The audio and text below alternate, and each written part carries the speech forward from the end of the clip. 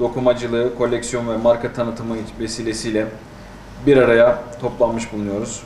Bu projede Valiliğimiz himayelerinde GAP Kalkınma İdaresi Başkanı tarafından desteklenerek hayata geçirilmiştir.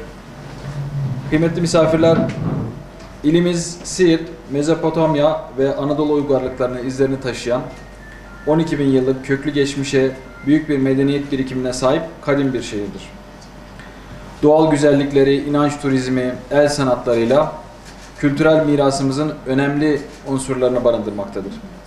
Bu kültürel zenginliğin korunması ve geleceğe taşınması hepimizin ortak sorumluluğudur. Bu bilinçle yürütülen proje kapsamında coğrafi işarete sahip geleneksel Siirt battaniyesi dokumacılığına yaşatılması, yeni nesillere aktarılması, ekonomiye kazandırılması amaçlanmaktadır. Battaniye bizim hayatımızda çok farklı sembolleri, çok farklı şeyleri çağrıştırır.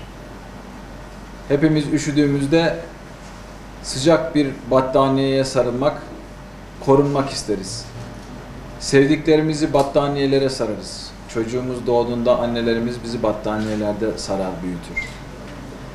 Battaniye sevginin, merhametin, korumanın, güzelliğin de aynı zamanda ifadesidir. Biz Siirt'imizi çok seviyoruz. Biz ülkemizi çok seviyoruz.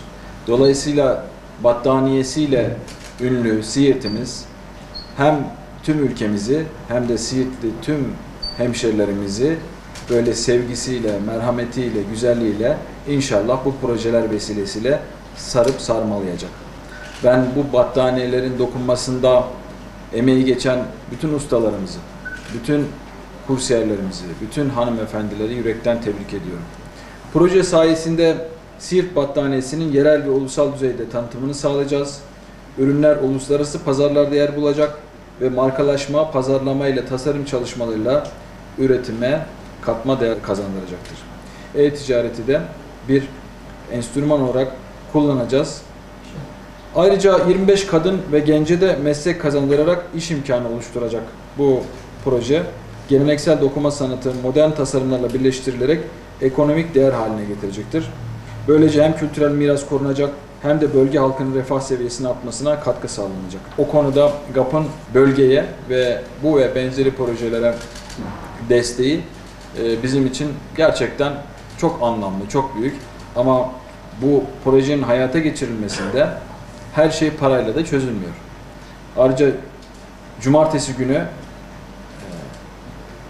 mübarek Ramazan ayının ilk günü olacak.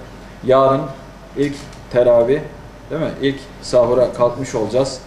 Bu vesileyle yaklaşan bu Ramazan günlerinizin hayırlı ve mübarek olmasını diliyorum. Ramazanınızı tebrik ediyorum.